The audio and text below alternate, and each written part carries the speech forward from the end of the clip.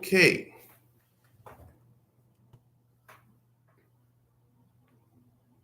Hello, Neo.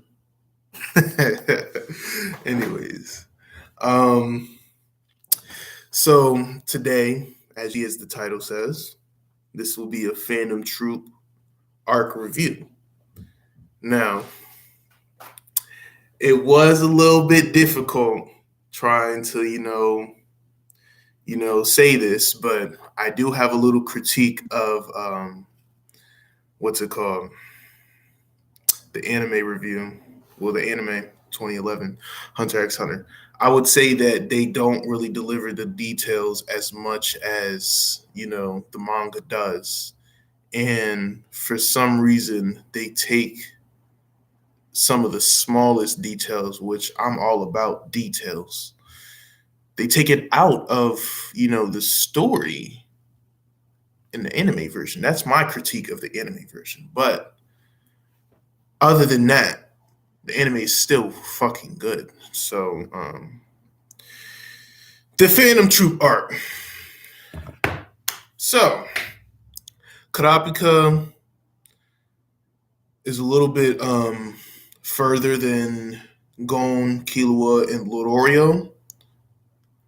But, back then when they retrieved Killua, the goal and the deal was we will all meet September 1st at York New.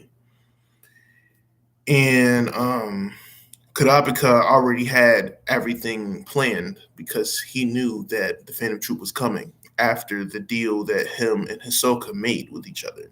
Well, discussed with each other. So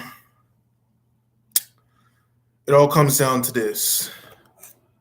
Killua and Gon are basically trying to search for Gon's dad. Gon's dad has made a video game called Greed Island. And in order for Gon to continue to find his father, he has to go through Greed Island first and foremost. It's a game that he specifically made for Gon. So they have the system, but they don't have the game. They need the game, and the game is about $8 to $9 billion. Them little kids don't have that. So what they're doing is they're trying to find and sell things as much as they can, and they end up finding the guy named Zapili or Zappel. I don't know if I'm saying his name right, but this guy is known for, buying and selling things and creating things, and he's been in the business for a while. So I like the fact that he was so interested in Gon because Gon wasn't interested in the good or the bad. He was just interested in the experience that was going down, and that was the auctioning. He found that so interesting that he hired Zapili to be their guy to be able to make the money to get to Greed Island. And like I said, it's going to be a tough challenge. But then you also see Lodorio. Lodorio buys them both phones and stuff like that. And he also joins in to help Gon and Killua make a get around to $1 billion or to 10 billion, however much they need in order to buy the Greed Island video game. The thing that I like about Hunter x Hunter is that, if you don't have a Hunter license, it's going to be hard to get some of the most top secret informations of the world. And luckily for Gon, he has a Hunter exam. Well, he has a Hunter card, a Hunter license. So he's able to find information on Greed Island. But that itself cost around $9 million just to get like 2 minutes of information from. So meanwhile, we got Karapika that joins the Nostrade family, basically a mafia family that, the main boss is depending on the daughter that makes them fortunes fortunes of, unknown tales that she doesn't know about. You would have to have your blood type, you would have to have your birthday and your name in order for her to write the future fortune for you. And that's what she's known for. And, the mafia boss made billions of dollars off of her. So she's very important into his business and his situation because he has a daughter that can technically predict the future. That's one of her nin abilities. Pretty awesome ability, by the way. So Karabika ends up joining that family in order to be able to see if she can find the scarlet eyes that he's been looking for since, he started his journey. First, he didn't have Nin, but he had to have Nin. Then he got Nin and made a deal saying that he's going to use chains and a chain jail basically for the Phantom Troupe, saying that if he uses it on anybody else, he will die. So the Nin right there, the Nin system is amazing because he made a deal saying that, okay, if I used my best ability on anybody else but the Phantom Troupe, I will take my own heart. So his Nin is even stronger than normal people that create their Nin abilities off of their imagination. So, moving on forward.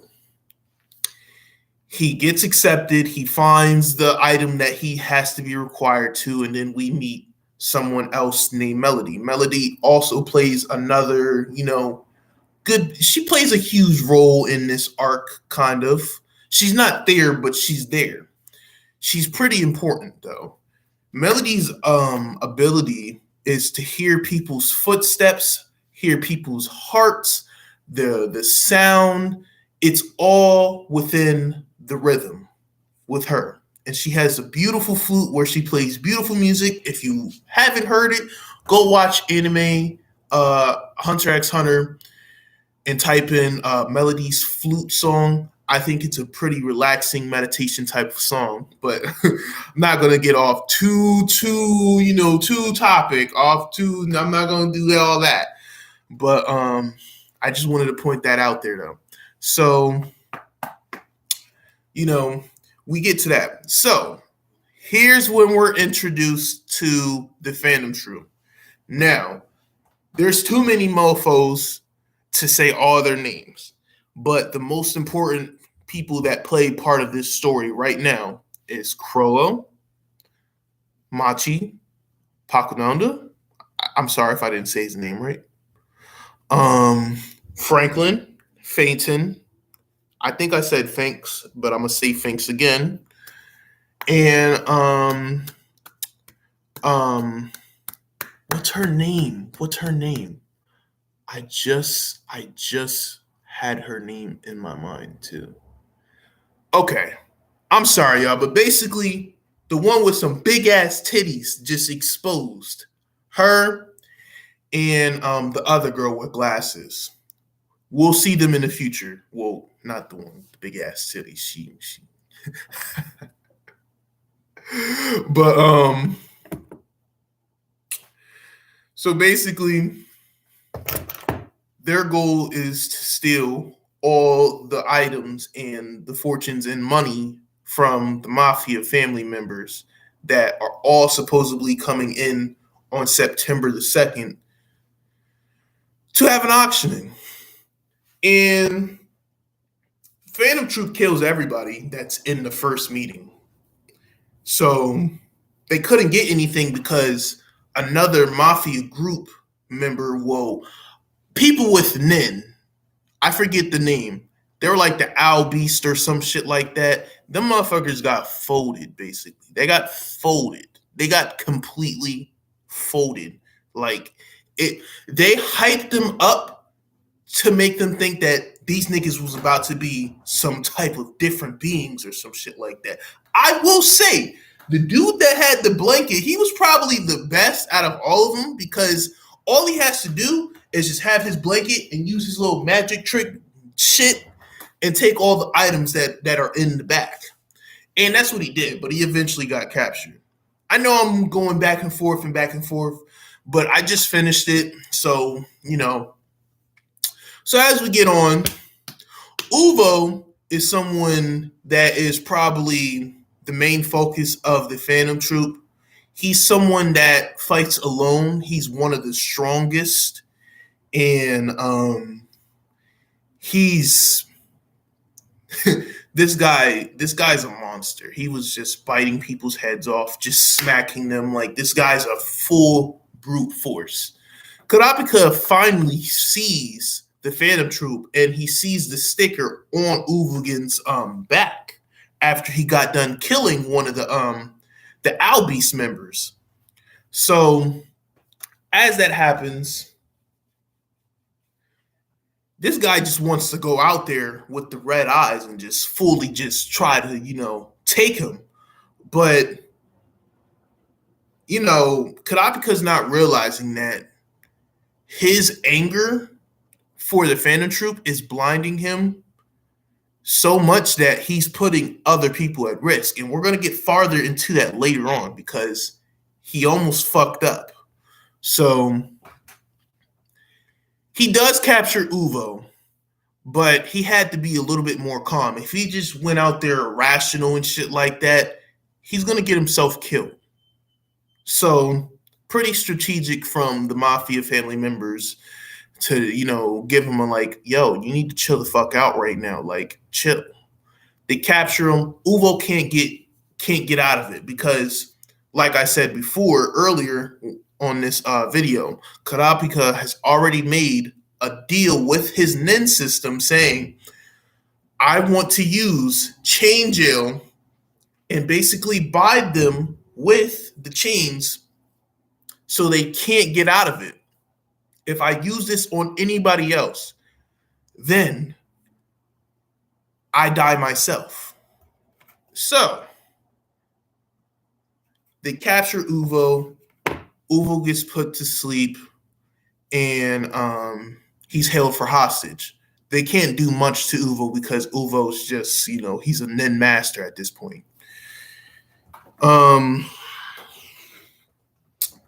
Kurapika already left, and what fucked up is that, the head guy, the guy that's like the yes man for the mafia boss, the main mafia boss of the Nostrad family, he gets killed by Finks because they all disguise themselves to, bring back Uvo. Uvo was like, okay, I thank you guys for saving me, but I'm not going back until I kill the chain dude. So he goes searching for him. He starts to look for every information that he could possibly have. And I want you to keep this key note. The Phantom Troupe, excuse me, the Phantom Troupe are people that just kill, just to kill. It does not matter. They just kill, just to kill. So you're seeing things play out right now of him just killing people as they're giving them information about the chain dude. He still can't find it until Shaunark. Oh yeah, I forgot about Shaunark. Until Shaunark he also has a hunter license too. So he's trying to find information about the chain dude, but he really can't. But he does have information about where the mafia's hotels are at. So Uvo goes to the hotel to find Kurapika. Meanwhile, Kurapika makes a deal with Hisoka saying, listen, Hisoka's like this. Hisoka's like, okay, if you help me, I'll help you. I can give you all the information that you need about the Phantom Troupe. I just want to fight the main boss, which is Krollo. So as that goes down, they kind of make a deal with each other. Uvo finally gets to meet Kurapika, and they fight. Kurapika is just a fucking monster at this point, especially when he has the scarlet eyes. You're telling me he can use all different types of nin the 6 different variables of Nin, 100% when he has red eyes. He's too fucking powerful. Uvo had no chance in trying to beat him. No chance at all. And like I said, that was their strongest member. That was literally their strongest member. And he got folded. So Kurapika kills Uvo. Now the Phantom Troupe are a little bit worried now because it's like, okay, Uvo hasn't came back. So something must have went down. They're realizing that he probably got killed. So Crollo's like, okay, we're going to find out who this chain guy is. So you got Pokononda and you got Machi trying to find the chain user, but they're in disguises. Now, we got to go back. We got to go a little bit back now. Gon and Killua and Lorio, they're still trying to gain money right now. So for a couple of days, these two have been doing arm wrestling competitions in order to make money. And they made a lot of money, but they're not making anywhere close to $1 billion. You can't just arm wrestle 1 billion people and think you're going to get $9 billion motherfucking dollars. No, it's going to take so much fucking time. So as that goes down, there's some particular individual. He's not really relevant to the story, but he's basically giving out flyers saying, okay, we need you guys to find these 7 members of the Phantom Troupe. They stole all the things, all the items from the Mafia's auctioning table, and we got to get it. We'll give you at least 900 million for each family member, each Phantom Troupe member that you catch. Killua was like, listen, we don't have a chance catching these guys, but Gon's stubborn. He's like, listen, let's go. So they start going to find the Phantom Troupe, and they found 2. They found Pakunono, or however you say his name, and Machi. So they're trying to use Zetsu as much as they can. Well, they're trying to use Zetsu so they can't be revealed to them. But they finally get caught because Finks and Paku, I remember her name now. Finks and Paku find out that like Gon and Killua are tailing Pakunono and Machi. So as that happens, Gon and Killua are captured. They can't even fucking lift a finger to fight these guys. They only know the basics of Nin as of right now. So it's just not possible for them to defeat these Nin masters. So they go to their secret hideout, the Phantom Troupe's secret hideout. They see Hisoka there. Gon and Killua are like, okay, Hisoka's there. So we know everything's a little bit at least stable. Pocono, he starts to arm wrestle Gon because Gon beat the girl with glasses in an arm wrestling match. So you see, oh my goodness, I've been saying his name wrong the whole entire time. I'm sorry, y'all. His name is and it came through my mind, right? And then as soon as Nobunaga. Nobunaga. Okay. So Nobunaga keeps beating Gon like relentlessly in an arm wrestling match to the point where Gon's hand is bleeding. And then he starts to cry because he's like, listen, like, this is my friend, and I'm going to find out who killed my friend. And when I do, I'm going to kill him. I'm going to avenge him. Gon gets a little bit mad because he's like, okay, if you felt this anger about your friend dying, how can you not feel about the people that you killed yourself? Do you not have any remorse to them? Phaeton comes up, tries to, break his arm, but Nobunaga has taken a liking to Gon because he reminds him of Uvo. So he tries to recruit Gon and Killua, but they're not doing that. No, they don't want that. So they escape from Nobunaga while the rest are out.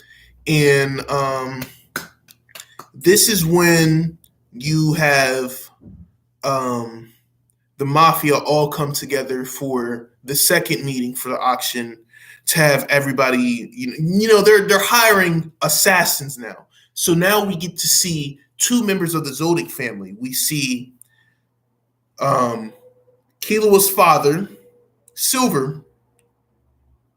No, I'm sorry. We see Silver and we see the grandpa. So as that goes down,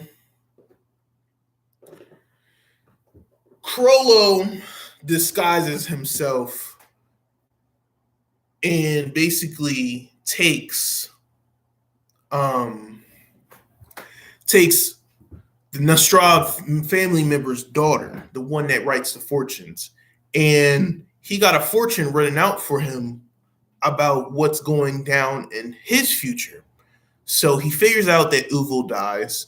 He sheds a tear for him, knocks the little fucking bitch down. I don't know her name, but knocks her down basically, puts her up to, upstairs in a room and stuff like that so she's safe, and basically causes hell. It's so beautiful how it's played out. He does a whole requiem for Uvo, and they're just killing everybody. You're just seeing people get their heads snapped off. You're just seeing people just get fucking mollywopped. Like, these mafia members have nothing. They can't do shit with these people. It's only like 11 of them. And they're just killing at least 100, 200, 300, who knows, maybe even 1,000 people from the mafia family. So as that's going down, Crollo fights two of the family members of the Zodiac, Killua's dad and Killua's grandpa. And he's holding his own fighting these two monsters. These guys are trained assassins. They do this strictly for money. Like, it's literally just for money. That's it.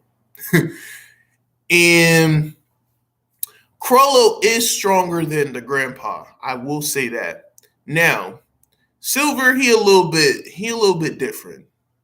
You don't know if he can beat him, but he did hold his own against those two. So that can tell you right there that Crollo is really, really strong. And this is why Hisoka is taking a liking to them. So he didn't get killed by them because he already made a deal with Killua's brother, older brother, Illumi. And it was to kill the 12 Dons. The 12 Dons are like the kings and masters of the mafia. And they're the ones that do the auctioning and all that stuff. The Dons are the ones that hired the Zodiac family to kill the Phantom Troupe. But you have Crollo that already called Illumi to kill the 10 Dons. And the 10 Dons have been murdered and all that stuff. So it was over with right there. So, bam, transaction over right there. The fight's over right there. And, one of the Phantom Troupe members has an ability to make fake people and fake things, replicas basically, of whatever he touches. So they fake their death in order to get the mafia off their backs and for them to have the very fortunate items that they received. And they did it. Kurapika's a little bit butthurt though, because he's on the assassin team too with the Zodiacs, but he's not thinking that the Phantom Troupe is just dead like that. So he's kind of fucking hurt about that shit. Then later on, he finds out they're alive from Hisoka. So the message is back on there. All right, we going to basically go back to fighting the Phantom Troupe again. And he captures Paku. He captures Paku somewhat, but he really captured Crollo. Crollo was the main guy that he wanted in order because he in his mind he's thinking, okay, well, if I can if I can beat if I can basically kill Crollo, then hell, the Phantom Troop are going to disappear. But that's not how it goes. The Phantom Troop will keep going no matter what. And that is what the Phantom Troop are. So they keep it like that. So you fast forward. Gon and Killua got captured after they were trying to help Kurapika. And I told you guys that Kurapika was going to fuck up because of his irrational, non-thinking, senses sometimes. Like he's thinking too much about revenge. And everybody is seeing that this is not how you are. So Crollo discovers the weakness and kind of like teases him a little bit. Long story short, y'all, Crollo can't use his nen anymore because Kurapika made a deal saying like, yo, if you use your nen, you're going to die and you can't meet up with your Phantom Troop members. So you're done for at this point. Hisoka comes in thinking that he's going to fight Crollo, but Crollo can't use his nen. So they do the exchange. Paku goes and saves Crollo when Crollo actually wanted her to bring the rest of the troop members because he's like, okay, I figured out Kurapika's weakness. So we have a chance. It doesn't work like that. And that's the beauty of it. And it's all going to play out later on in the story of Hunter x Hunter. So we get to the end where, Gon and Killua are safe now. And Paku ends up killing herself, sacrificing herself to give out the information that she received from being at that, at that spot of what all went down. So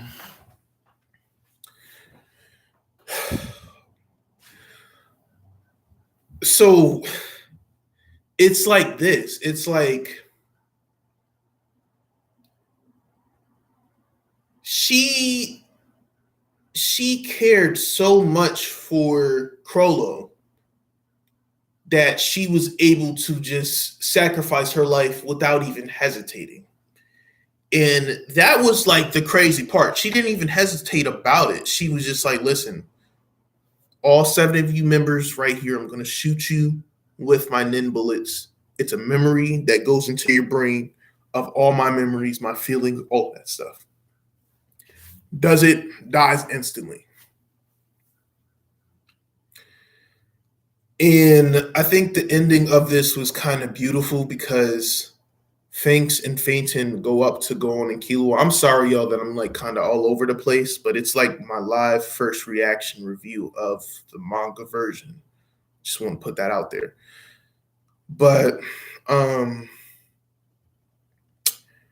basically, Finks was like, Paku wanted to thank you guys because, you guys told her something very valuable. And the reason why they can't kill Kurapika right now is because Nen is stronger after death. What does that mean? If Nen is stronger after death, if they were to kill Kurapika, their Nen would be so strong that if they killed him right now, while they can't really help Crollo at this moment because Crollo is under the binding of Kurapika, then that means that Crollo would possibly die too. They don't want to take any chances in doing that. So there's no point of trying to just risk doing that. So they decided they're not going to kill Gon and Killua. and Kurapika as for right now because of that. And we get to Gon and Killua back at the auction trying to and here's the crazy part. So in the anime, the billionaire that won the Green Island video game, he wasn't introduced until like an episode later after he won it. He was introduced as soon as Finks and Phaeton stopped talking to Gon and Killua. Like, this is the deal. We're gonna get him to sign us in to get to the Green Island video game. Like, that's a little different right there. See, I wish they could have did that a little bit differently in the anime, but they didn't. It is what it is. We can't control the shit that these animators make for us to watch. So my overall opinion and review about the Phantom Troupe, I love it and I hate it. And I'm gonna tell you why I love it and I hate it. I love it because there's so much that they put in such a short arc. But I hate it because of that same reason. Because it's like, damn, like I wanted to see so much more go down. But with Togashi, I know that this was only the beginning of the interaction between Gon, Killua, Leorio, Kurapika, and Killua, and then the Phantom Troupe. So, we will definitely see the future continue on with the Phantom Troupe, as they're currently in the manga right now. So I will say that this was the best arc that I have read, though, out of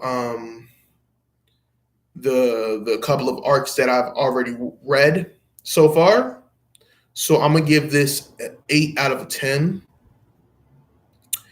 And I will see you guys later on in the future to make the video about Green Island. That video will be coming up next. And also, I also want to say this. I just finished God of High School, the manga, not the fucking anime. I'll get into that later. But I'm going to have a little, review about the God of High School coming soon. And I'm going to do it. I'm going to break it down into different parts because there's 6 seasons of the manga. So I'll probably start off with like season 1 and season 2 together. And then I'll do season 3 and season 4 a little bit together. And then season 5 and season 6. They'll probably have their own long parts to it because those are 2 of the longest arcs. And those are like the last 2 arcs. So that's it for my video for today. That was my little quick review, or, I don't think it was quick. It was 33 minutes, but, I like to talk about, different types of animes and shit like that. And, Hunter X Hunter is one of those. And I know that in the future, I will be talking about Berserk because I want to give you guys my thoughts about the first arc and how that plays out to the future now with the creator being, dead. So we have so much more content that we're going to put out. But right now, I just wanted to focus a little bit of Hunter x Hunter because it is my favorite manga so far. So, I'm going to talk to y'all later, though. I hope y'all enjoyed this not quick, but I hope y'all enjoyed this review. So, peace out, y'all.